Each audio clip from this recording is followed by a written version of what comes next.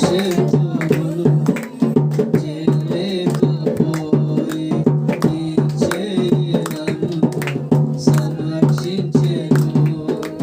నా శత్రువులు కీడు చేయలేకపోయి నా ప్రాణాన్ని నీ జీవపు ఓటలో కట్టినావు యేసయ్య బహు ప్రేమతో. నా ప్రాణాన్ని నీ జీవపు ఓటలో కట్టినావు యేసయ్య బహు ప్రేమతో. నా కలవరములన్నీ కనుమరుగు చేసినావు. నా కన్నులు నీ బొడ్డిలో దాచి కవిళలో రాసినావు. యెహోవా యుద్ధములు చేయుటకు కృపనిచ్చితివి. శాశ్వతమైన సంతతిని దీవించితివి.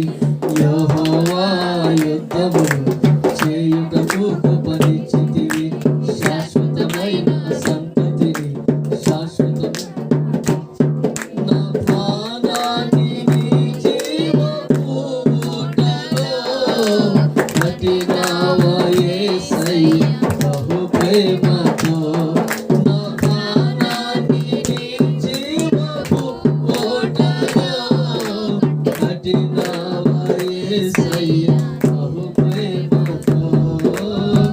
నా కలవరములన్నీ కనుమరుగు చేసినావు. నా కన్నీళ్లు నీ బొడ్డిలో దాచి కవిళలో రాసినావు. బతుకు దినములన్నీ అపాయమే రాదు. జీవితకాలమంతా నవ్వినే లేదు. బతుకు దినములన్నీ అపాయమే రాదు. జీవితకాలమంతా నవ్వినే లేదు. నా ప్రాణాన్ని నీ జీవపు కట్టినావు యేసయ్య బహు ప్రేమతో. నా ప్రాణాన్ని నీ జీవపు ఓటలో కట్టినావు. నా కలవరములన్నీ కనుమరుగు చేసినావు. నా కన్నీళ్లు నీ బొడ్డిలో దాచి కవిళలో దాచినావు. నా కలవరములన్నీ కనుమరుగు చేసినావు. నా కన్నీళ్లు నీ బొడ్డిలో దాచి కవిళలో రాసినావు.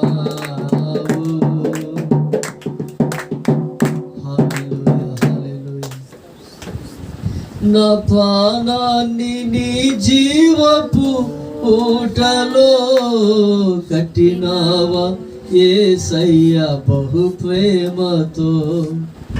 నా ప్రాణాన్ని నీ జీవపు ఊటలో కట్టినావా యేసయ్య బహు ప్రేమతో.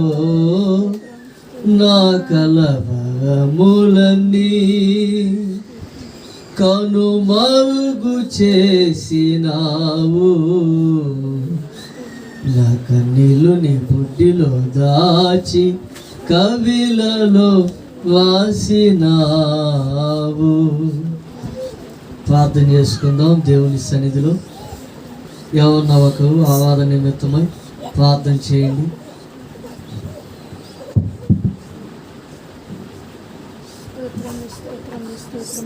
మహాపరిశుద్ధుడ జీవాధిపతి విజయం కలిగిన ప్రభా ఈ పాదములు కందనాలు కోట్లాది స్థితులు స్తోత్రంలోనైనా ఇంతవరకు ఈ ఆరాధనలో తోడైన ప్రభా ప్రార్థనలు పాటలు కీర్తనలు స్థితి ఆరాధనలో తోడైన ప్రభా మీ కొందనాలు మీ దావాసనలో పడి వాక్యం విషయంగా మాకు కావాల్సినటువంటి మీ మాటలతో ఆదరించి బలపరిచి స్థలమందు మమ్మల్ని తీసుకొని వెళ్ళి సమస్తమైన మహిమ ఘనత ప్రభావం ఎల్లప్పుడు మా ద్వారా మీరు మాత్రమే పొందుకోండి. యేసు నామములో ప్రార్థిస్తున్నాం తండ్రి. కూర్చోండి, కూర్చోనండి.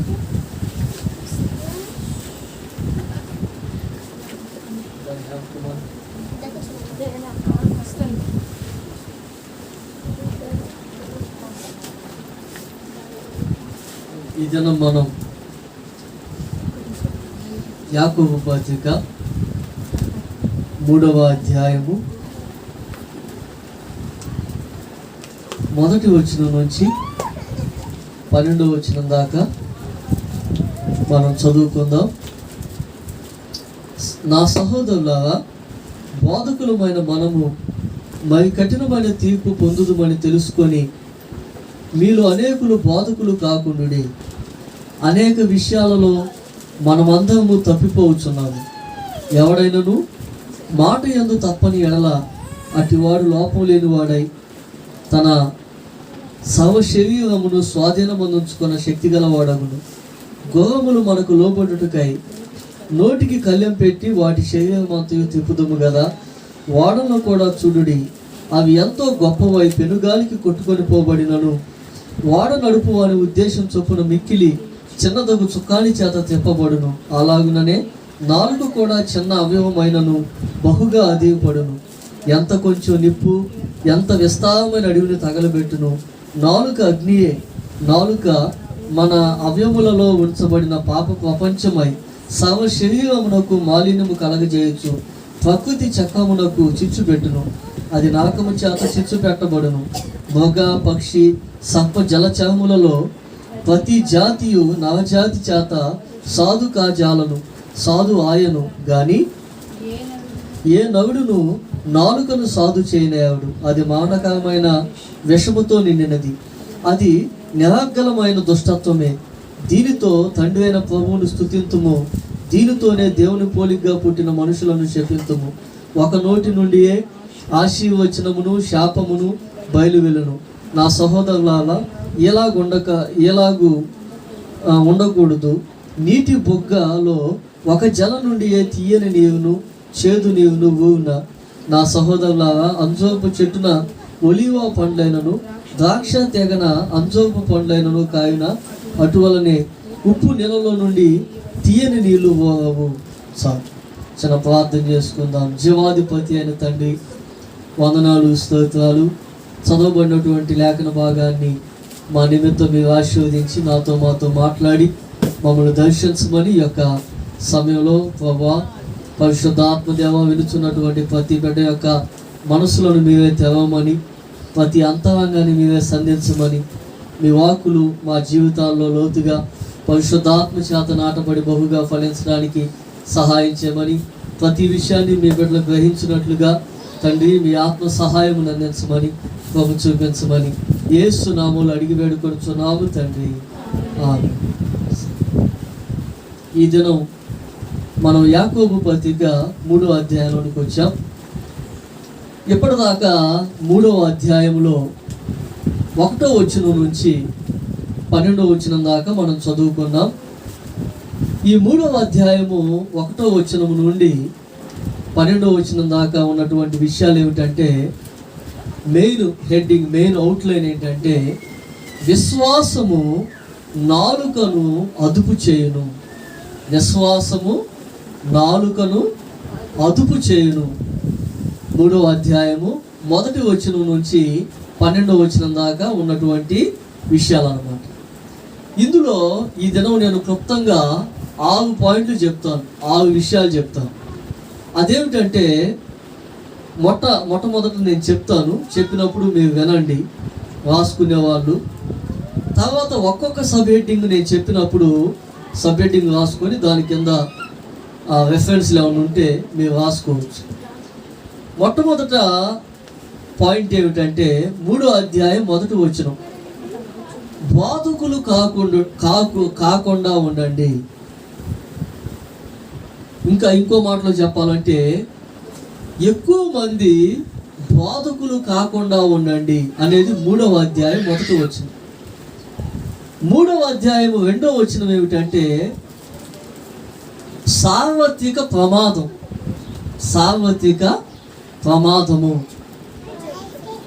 3వ అధ్యాయము 3వ వచనం నుంచి 5వ వచనం దాకా ఏమిటంటే, నాలుక కొంచెమైనను బహుగా అధీపడును. నాలుక కొంచెమైనను బహుగా అధీపడును. 4వ పాయింట్ ఏమిటంటే, నాలుక దహించు అగ్ని వంటిది. 3వ అధ్యాయము 5వ వచనం నుంచి 6వ వచనం దాకా నాలుక దహించు అగ్ని వంటిది. 5వ పాయింట్ ఏమిటంటే, 3వ అధ్యాయము 7వ వచనం నుంచి 8వ వచనం దాకా 3వ అధ్యాయము 7వ వచనం నుంచి 8వ వచనం దాకా నాలుక సాధు చేయుట అసాధ్యము. నాలుక సాధు చేయుట అసాధ్యం. చివరి పాయింట్ 6వ పాయింట్ ఏమిటంటే, 3వ అధ్యాయము 9వ వచనం నుంచి 12వ వచనం దాకా 3వ అధ్యాయము 9వ వచనం నుంచి 12వ వచనం దాకా చివరి పాయింట్ ఏమిటంటే, ఒకే నాలుకతో దీవించుట శపించుట. ఒకే నాలుకతో దీవించుట శపించుట. ఈ మొత్తం 6 పాయింట్లు నేను ఈ రోజున క్లుప్తంగా నేను మీకు చెప్తాను. ఇప్పుడు మనం మొట్టమొదటి పాయింట్లోనికి వద్దాము. దానికి ముందు మెయిన్ అవుట్లైన్ ఏం చెప్పాను అంటే, 3వ అధ్యాయం 1వ వచనం నుంచి 12వ వచనం దాకా విశ్వాసము నాలుకను అదుపు చేయు. అంటే విశ్వాసం లేకపోతే నాలుక అనేది అదుపులోనికి రాదు. ఎవరి యందు విశ్వాసము? యేసుక్రీస్తునందు విశ్వాసం. ఒక వ్యక్తి యేసుక్రీస్తుని గనక అంగీకరిస్తే దేవుని యొక్క శక్తి చేత, దేవుని సహాయంతో ఆ వ్యక్తి తన నాలుకను అదుపులో పెట్టుకోగలడు. దేవుని సహాయం లేకపోతే, దేవుని శక్తి లేకపోతే ఏ వ్యక్తి కూడా తన నాలుకను అదుపులోన పెట్టుకో. ఇప్పుడు 3వ అధ్యాయం 1వ వచనాన్ని చదువుకుందాం. 3వ అధ్యాయము 1వ వచనం, నా సహోదరులారా, బోధకులమైన మనము మరి కఠినమైన తీర్పు పొందుదమని తెలుసుకొని మీలో అనేకులు బోధకులు కాకుండుడి. ఇక్కడ దైవజనుడైనటువంటి యాకోబు సంఘంతో మాట్లాడుతూ ఏం చెబుతున్నాడంటే, అనేక మంది బోధకులు కామాకండి, విశ్వాసులుగా ఉండి నమ్మకంగా బ్రతకండి. దేవుడి కోసం నిలబడలేము అని అనుకున్నప్పుడు విశ్వాసిగా ఉండి నమ్మకంగా జీవించండి, కానీ బోధకులయ్యి దేవుని చేత కఠినమైన తీర్పు పొందవద్దు. ఎందుకంటే బోధకులకు కఠినమైన తీర్పు ఉంటుంది. ఎందుకంటే బోధించినటువంటి వాళ్ళు ఆ బోధ ప్రకారంగా జీవించాలండి. జీవించకపోతే చాలా కఠినమైన తీర్పు ఉంటుంది. ఒక ఆయన, నాకు తెలిసినటువంటి ఒక ఆయన పాస్టర్ గారు, ఎక్కడన్నా ఏదైనా ఫంక్షన్ జరిగిందనుకోండి, ఫంక్షన్ జరిగితే పాస్టర్ గారిని ఎక్కించుకొని వెళ్ళాలి, పిల్లలను తీసుకొని వెళ్ళాలి. విశ్వాసుల్ని ఎక్కించుకొని వెళ్ళాల్సినటువంటి అవసరం లేదు కదా. అది కాక ఆడ విశ్వాసులు ఎక్కించుకొని వెళ్ళాల్సిన స్త్రీలైనటువంటి విశ్వాసులు ఉంటారు. వాళ్ళను బండి మీద వెనకాల ఇద్దరిని ఎక్కించుకొని వెళ్ళాల్సినటువంటి అవసరం లేదుగా. పాస్టర్ గారిని తీసుకెళ్ళాలి ఏదన్నా ఉంటే. కాబట్టి దేవుని యొక్క వాక్యం ఏం చెప్తా ఉందంటే, బోధకులకు కఠినమైన తీర్పు ఉంటుంది. కాబట్టి వీళ్ళు అనేక మంది దయచేసి బోధకులు అవ్వమాకండి, విశ్వాసిగా దేవుడి కోసం నమ్మకంగా జీవించండి అని దైవజనుడైన యాకోబు చెప్తా ఉన్నాడు. అది మొట్టమొదటి పాయింట్. 2వ పాయింట్ ఏమిటి అంటే, 3వ అధ్యాయము 2వ వచనాన్ని చదువుకుందాం. 3వ అధ్యాయము 2వ వచనం, అనేక విషయములలో మనమందరమును తప్పిపోవచ్చున్నాము. కింద ఫుట్ నోట్లు ఏమని ఉండిద్దంటే, తప్పిపోవచ్చున్నాము అనే మాట కాడ 2 అని చిన్న అంకె ఉంది కదా. కింద ఫుట్ నోట్లు ఏముంది? తొట్టిల్లుచున్నాము అని ఉంది. మనం అంతా కూడా ఏమవుతున్నాం అంటే, అనేకమైన విషయాల్లో తొట్టిల్లుతున్నాం అంటే తప్పిపోతున్నాం. ఎవడైనాను మాట యందు తప్పని ఎడల అట్టివాడు లోపం లేనివాడై తన సమశరీరమును స్వాధీనమందుంచుకొన శక్తి గలవాడగును. 3 ఎక్కడ ఉంది? 3 అని అంకె ఉంది చూడండి. స్వాధీనమందుంచుకొన అనే చోట 3 అని అనుకుంది. ఆ 3కి కింద ఏమనుంది? కళ్యం పెట్టుకున్న వాడు అవుతాడంట 4కి. అంటే ఇక్కడ ఏం చెప్తా ఉన్నాడు దైవజనుడు అంటే, మాట యందు తప్పని ఎడల అట్టివాడు లోపం లేనివాడై తన సర్వశరీరమును స్వాధీనమందుంచుకున్న శక్తి గలవాడు. కింద 2వ వచనం కదా, తర్వాత చూద్దాం.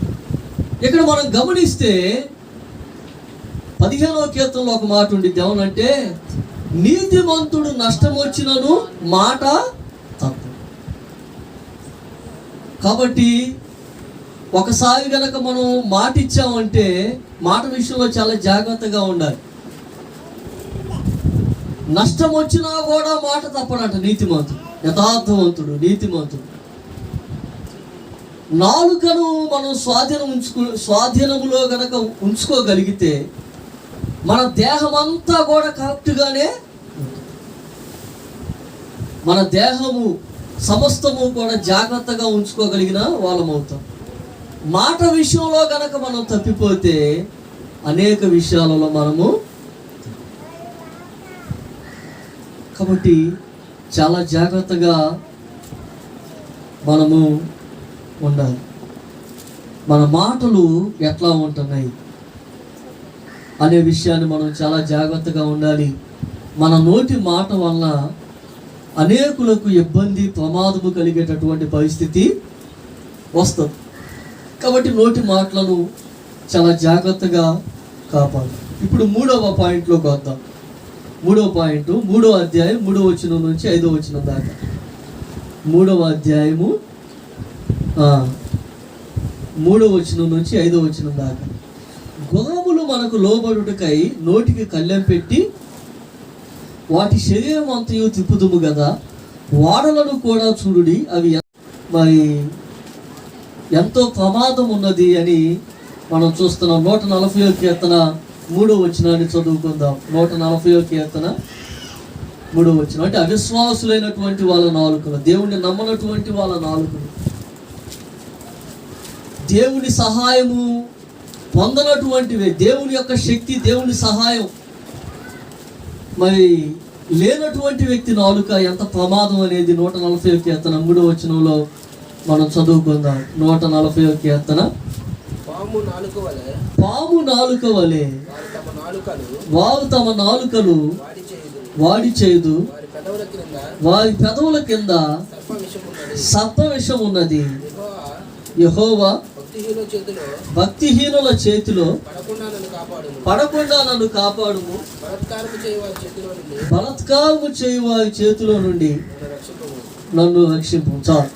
ఇక్కడ ఏమన్నాడు 3వ వచనంలో అంటే, మళ్ళొకసారి చూస్తే, పాము నాలుక వలె వారు తమ నాలుకలను వాడి చేయదు, వారి పెదవుల కింద సర్పవిషం ఉన్నది.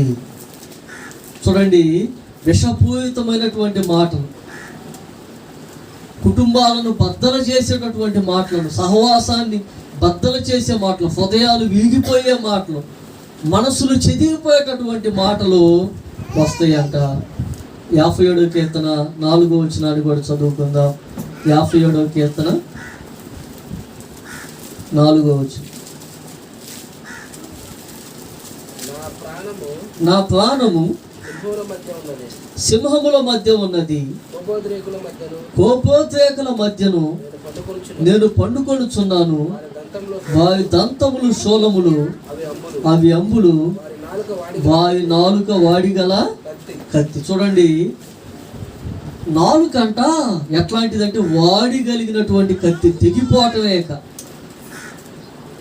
ఎంతో కాలం సహించుండి ఒక్కసారి కనుక నీ నాలుక నువ్వు సైతానికి అప్పగిచ్చావంటే నీకేమైందంటే ఆ నాలుక చేత వాడిగలిగినటువంటి కత్తి ఎట్లాగ తెగిపోద్దో అట్లాగ అనేక మంది జీవితాలు పాడి. కాబట్టి 3వ విషయం ఏమిటంటే, నాలుక కొంచెమైనను అది బహుగా. తర్వాత 4వ పాయింట్లోకి వద్దాం. 3వ అధ్యాయం 5వ వచనం నుంచి 6వ వచనం దాకా.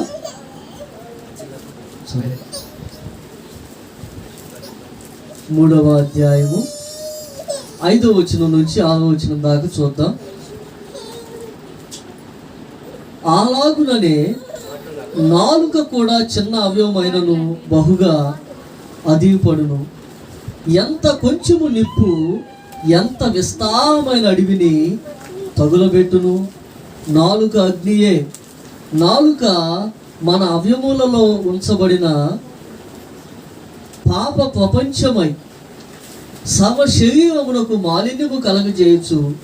ప్రకృతి చక్రమునకు చిచ్చు పెట్టును. అది నాకము చేత చిచ్చు పెట్ట. చూడండి, నాలుక అంటండి ఎట్లాంటిదంటే అగ్ని లాంటిదంట, కత్తి లాంటిదని ఇందాక మనం చదువుకున్నాం.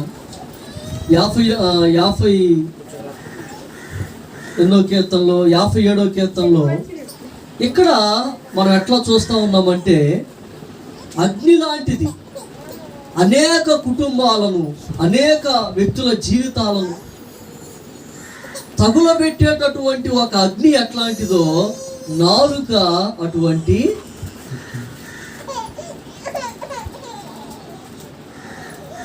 కాబట్టి దేవుని పట్ల గమనించండి. చాలా మరి దేవునికి గనక మన నాలుకను అప్పగించకపోతే,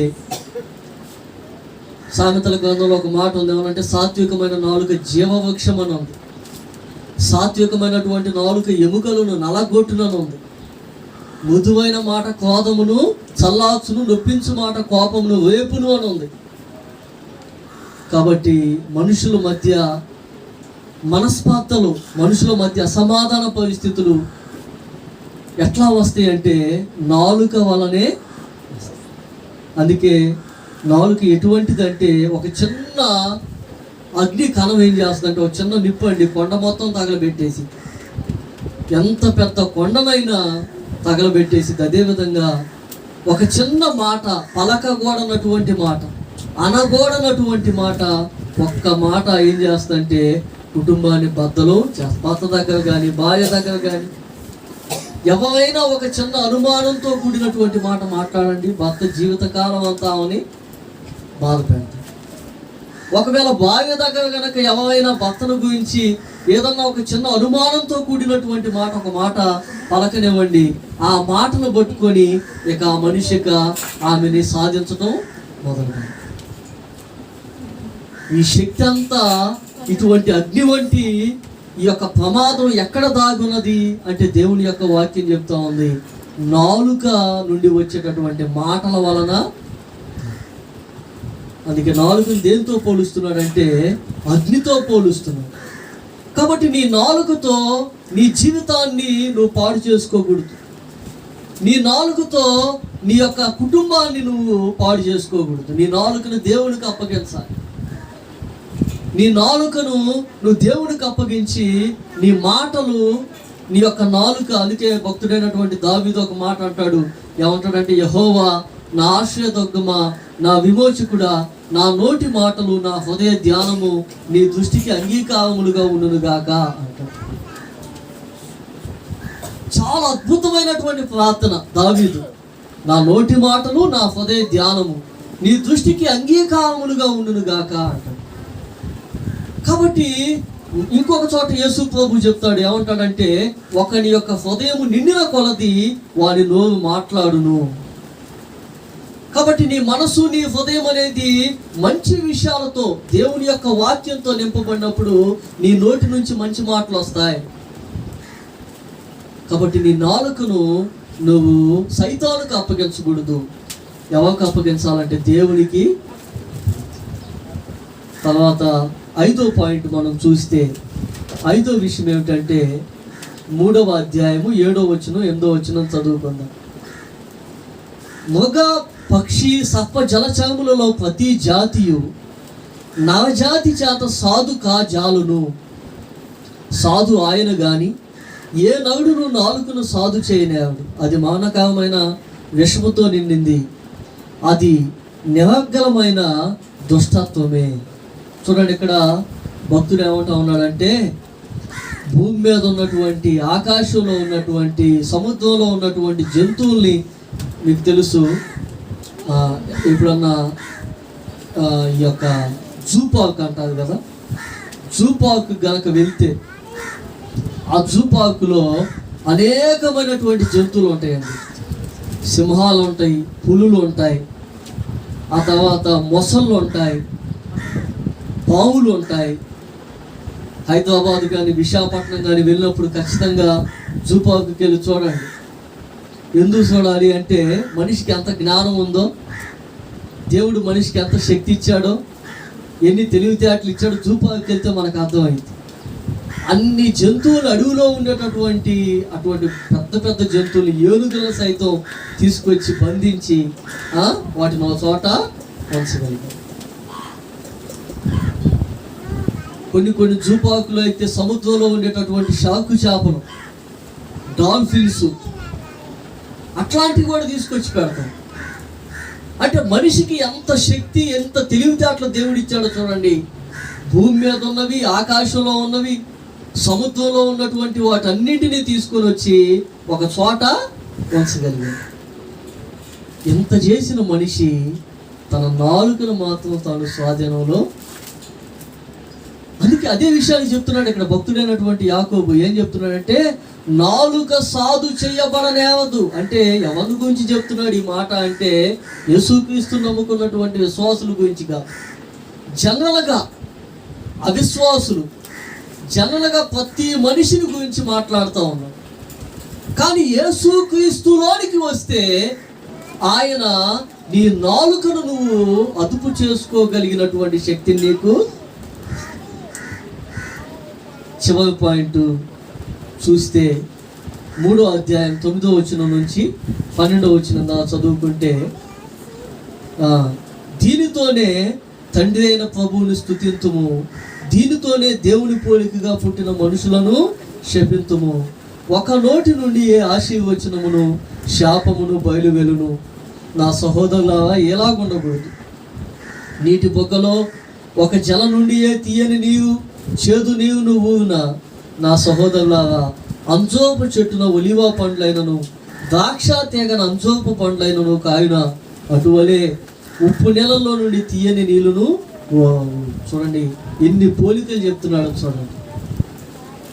ఈ నాలుగుతోనంట దేవుని స్తుతిస్తామంట, ఇదే నాలుగుతో మనుషులను శపిస్తాము. అట్లా ఉండకూడదని చెప్తున్నాడు.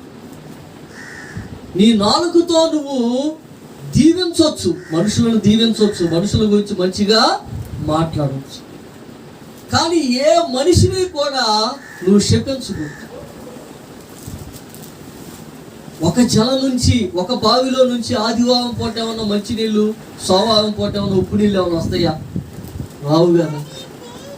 అదేవిధంగా మన నాలుగులో నుండి ఎప్పుడు కూడా మంచినీళ్ళే. డాడు అది తీయటం కుదరదు. కాబట్టి గమనించండి. ఇంకా ఏమంటున్నాడు? ద్రాక్ష తీగలో అంజోపు పండ్లైనను, అంజోపు తీగన ద్రాక్ష పండ్లైనను కాయునా. అలాగనే నీ నాలుకలో నుంచి చెడ్డవి మంచివి రెండు రాకుండా నువ్వు చూసుకోవాలి. యేసుక్రీస్తు నమ్ముకోకముందు నీ నాలుక అట్లా ఉందేమో, కానీ క్రీస్తులోకి వచ్చినాక నీ నాలుకని దేవునికి అప్పగిస్తే దేవుడు ఏం చేస్తాడంటే మంచి నీళ్ళు ఓట వలె, ఒక మంచి ఫలములతో కూడినటువంటి ఒక తీగలాగా దేవుడు నీ నోట మంచి మాటలను ఉంచుతాడు. బిలాము అనేటటువంటి ఒక ప్రవక్త ఉన్నాడు బైబిల్లో. అతను ఏం చేశాడంటే కూలికి ఆశపడి, డబ్బులకు ఆశపడి దేవుని ప్రజలైనటువంటి ఇశ్రాయేలుని శపిద్దామని ప్రయత్నం చేస్తాడు. ప్రయత్నం చేసినప్పుడు ఏమైందంటే అతను గాడిదెక్కి ఇశ్రాయేలుని శపించడానికి వెళ్తూ ఉంటాడండి. వెళ్తూ ఉన్నప్పుడు మార్గం మధ్యలో గాడిద ఏం చేస్తుందంటే కొంత దూరం వెళ్ళినాక ఎంత ప్రయత్నం చేసినా ముందుకు వెళ్ళదు. ఎంత కొట్టినా, ఎంత గదివినా గాడిద ముందుకు వెళ్ళబోయేసరికి అతను కోపం వచ్చి గాడిదని దిగి అక్కడ ఒక పెద్ద దాన్ని పడతానికి ఒక కవం తీసుకొని సిద్ధపడతాడు. అప్పుడు ఏమైందంటే అతని యొక్క నేత్రములను దేవుడు ఎలా ఉందంటే దారిలో దేవుని దూత ఖడ్గం పట్టుకొని నిలబడి ఉంటాడు. అప్పుడు అద్భుతం జరిగింది. ఏమిటంటే గాడిద మాట్లాడింది. ఎవరు మాట్లాడిద్దో తెలుసా? ఎవరు మాట్లాడిద్దంటే, ఇన్ని సంవత్సరాల్లో ఏనాడైనా నేను నీకు అవిధేయత చూపించానా అని అడిగింది. గాడిద అడిగింది. ఇన్ని సంవత్సరాల్లో ఎప్పుడైనా నీ మాట వినకుండా నేను ఉన్నానా అని అడిగింది గాడిద.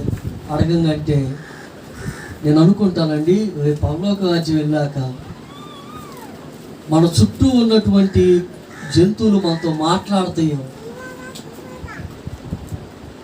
ఒకవేళ దేవుడు, నేను అనుకుంటున్నా, నా ఊహ ఇది, బైబిల్ చెప్పట్లేదు, ఎక్కడ మనం పెంచినటువంటి కోళ్ళు, మనం పెంచినటువంటి కుక్కలు అవి కూడా అక్కడ బతుకుతాయేమో, అవి మాట్లాడుతాయేమో. నువ్వు నాకెంత అన్యాయం చేశావు, నువ్వు నా విషయంలో ఎంత పక్షపాతం చూపించావు అని మాట్లాడతాయేమోనని చెప్పి నేను ఊహించుకుంటున్నాను. అంటే ఇది నా ఊహ మాత్రమే, దేవుని యొక్క వాక్యం చెప్పట్లేదు. మేము ఒక కుక్క పిల్లని 3 నెలలప్పుడు తెచ్చా. ఆ తర్వాత దాన్ని పెంచలేక ఇక అమ్మగారికి ఇచ్చాం తీసుకెళ్ళి. దాదాపు 2 సంవత్సరాలు మా దగ్గర ఉంది. అమ్మగారికి ఇచ్చేసరికి ఒకరోజు సాయంత్రం మా ఆవిడ బాగా నన్ను ఒత్తిడి చేసింది, ఇబ్బంది పెట్టి, కుక్కను చూస్తానికి వెళ్దాం పదా అంది. ఆ సాయంకాలం సమయంలో అమ్మగారు స్వతహాగా ఖాళీగా ఉండరు, వాళ్ళకి ప్రత్యేకంగా ప్రార్థన ఉంటుంది. ఆ టైంలో ఎవరిని కూడా వాళ్ళు ఎలో చేయరు. నేను చెప్పా, ఈ సమయంలో వెళ్ళటం మంచిది కాదు అని. చాలా ఇసుగ్గా, చాలా కోపంగా ఉన్నాను నేను. అయినా వీళ్ళు బాగా ఒత్తిడి చేసేసరికి పిల్లల్ని తీసుకొని పాస్టమ్ గారిని తీసుకొని వెళ్ళంగంటే ఆ కుక్కని వాళ్ళు ఏం చేశారంటే ఒక గదిలో పెట్టారు, చిన్న గదిలో పెట్టా. ఆ గదిలో ఒక లైట్ కూడా లేదు. ఆ కుక్క మా ఇంట్లో ఎప్పుడిక మా కాళ్ళకాడ మంచం కింద పడుకుంటుంది. మంచం కింద పడుకోకపోతే అది ఇక రాత్రి అంతా అరుస్తానే ఉండిద్ది, కానీ ఇక నిద్రపోదు. అట్లాంటి కుక్కను తీసుకొని వెళ్ళి వాళ్ళు చీకటి గదిలో పెట్టేసరికి ఇక ఎక్కడుంది అని చెప్పి అమ్మగారు ఏం చేసిందంటే, అక్కడ ఉంది, వెళ్ళండి ఆ గదిలో. ఇక ఆ గది కాడికి వెళ్తే కనపట్ల, చీకటి అయిపోయింది అప్పటికే. ఇక కనపడపోయేసరికి పిల్లలు అడిగారు, క్యూటీ అన్నారు.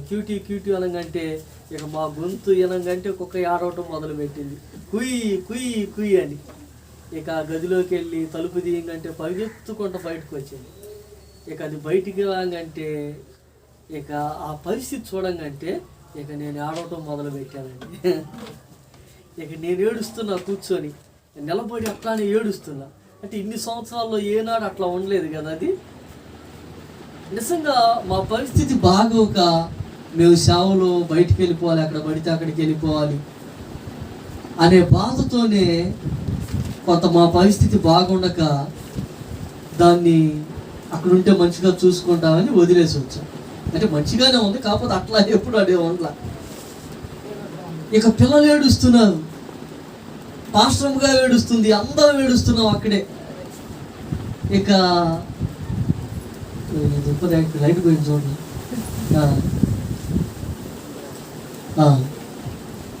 అందరం ఏడుస్తాం. నాకు అనిపించింది తర్వాత, ఏమనిపించిందంటే, ఒకవేళ దేవుని రాజ్యంలోకి వెళ్ళి అక్కడ కనపడిద్దేమో, అది దేవుని రాజ్యంలోకి వెళ్ళాక అక్కడికి వచ్చిద్దేమో. ఒకవేళ అక్కడ దేవుడు బహుమానంగా దాన్ని పంపిస్తే అక్కడ అది మాట్లాడిద్దేమో. అక్కడైతే ఇక విడిపోయేటటువంటి పరిస్థితి ఉండదు కదా. యుగయుగాలు యేసుక్రీస్తు వాటికి ఉండేటటువంటి అవకాశం ఉండిద్దేమో. బిలాముతో గాడిద మాట్లాడుతుంది, నేను ఏనాడైనా నీకు మాట అనకుండా ఉన్నానా అంటే బిలాము అంటాడు, అవును నువ్వు నా మాట విన్నావు, ఇప్పుడు ఎందుకు ఎంతలేదు, ఇది నాకు మంచి సమయం, డబ్బులు వచ్చే సమయం, మంచి అవకాశం అంటున్నాడు. అంటే ఇదిగో నా ఎదుట దేవుని దూత కత్తి దూసి నిన్ను కాపాడటానికి నేను అడుగు తీసి అడుగు, నేను గనక అప్పుడు దేవుని దూతని దేవునిదంటే నీ గాడిద గనక ముందుకు వస్తే దెబ్బకే నిన్ను నరికివేసి. ఎంత జరిగినాక ఎంత దేవుని దూత ప్రత్యక్షమైనా కూడా బెలాబెలి నిలబడతాడు కొండ మీద.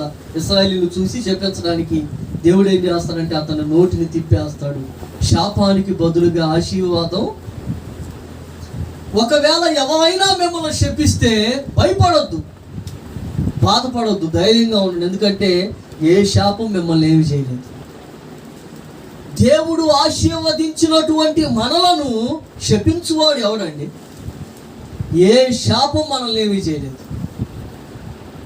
కాబట్టి దేవుడి యొక్క వాక్యం ఏం చెప్తా ఉన్నాం, మన నాలుకని మనం శాపం కోసం ఉపయోగించకూడదు, ఆశీర్వాదం కోసం మనము దేవునికి అప్పగించాలి మన నాలుక. ఎప్పుడన్నా కోపం వస్తేనేనయ్యా నేను సైతానికి అప్పగించేది నాలుక. అన్ని సమయాల్లో దేవునికి అప్పగిస్తాను బాబా. ఏమండి పాస్టర్ గారు అన్నట్లుగా మీరు ఉండకూడదు. మన నాలుక ఎప్పుడు దేవుని స్వాధీనంలోనే, దేవుని సహాయంతో, దేవుని శక్తితో నీ నాలుక నువ్వు అదుపు చేసుకోగలవు. ఆ శక్తిని దేవుడు నీకు ఇస్తాడు. నిన్ను చూసిన వాళ్ళు ఆశ్చర్యపోతారు. ఏమనంటే నిజంగానే మారిందండి. ఒకప్పుడు ఈమె మాట్లాడే విధానం వేరు, ఇప్పుడు ఈమె మాటల్లో చాలా ప్రేమ, తగ్గింపు, సహనం కనపడుతుంది అనేటటువంటి సాక్ష్యం మనకి. కాబట్టి ఈ యొక్క సమయంలో మనం నేర్చుకున్నటువంటి విషయాలు ఒకసారి జ్ఞాపకం చేసి నేను ప్రార్థన చేస్తాను. 3వ అధ్యాయము 1వ వచనం నుంచి 12వ వచనం దాకా మనం ధ్యానం చేశాం. ఈ 1వ వచనం నుంచి 12వ వచనం దాకా ఉన్న అవుట్లైన్ ఏంటంటే విశ్వాసము నాలుక అదుపు చేయి. 3వ అధ్యాయం 1వ వచనం బోధకులు కాకుండా ఉండండి, ఎందుకంటే ఎక్కువ మంది బోధకులు అవుట మంచిది. రెండోది సార్వత్రిక ప్రమాదం. నాలుకతో చాలా ప్రమాదం ఉంది. అది మనం దేవునికి అప్పగించకపోతే, దాన్ని స్వాధీనం చేసుకోకపోతే. మూడోది నాలుక కొంచెమైనను అది బహుగా అదిపడును, లేకపోతే అది అతిశయపడు. 4 నాలుక దహించు అగ్ని లాంటిది, జాగ్రత్త పడాలి. 5 నాలుక సాధు చేయుట అసాధ్యం. ఎవరికి? అవిశ్వాసులకు, దేవునికి లోబడని వాళ్ళకి. కానీ మనకైతే అది సాధ్యమే. 6వ విషయం ఏమిటంటే ఒకే నాలుకతో దీవించుట, శపించుట అనే విషయాన్ని చూసాం. మన నాలుకను ఆశీర్వాదానికి వాడుకోవాలి, కానీ శాపానికి వాడకూడదు. ప్రార్థన చేసుకుందాం. జీవాధిపతి అయిన తండ్రి, వందనాలు, స్తోత్రాలు. మీ బిడ్డల శ్రద్ధగా మీ మాటలు విన్నాను బట్టి స్తోత్రం. మీ వాక్కులు ప్రతి బిడ్డ హృదయాంతరంగములలో లోతుగా నాటి బహుగా ఫలింపజేయండి. యేసు నామములో అడుగుచున్నాం తండ్రి. కానుకలు పట్టుకొని ముగించుకోండి.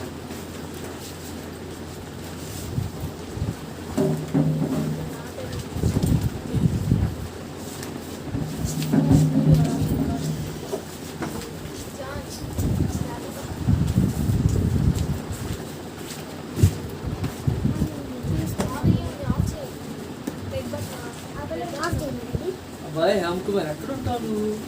ఏమంట బ్లాక్ అయిందంట,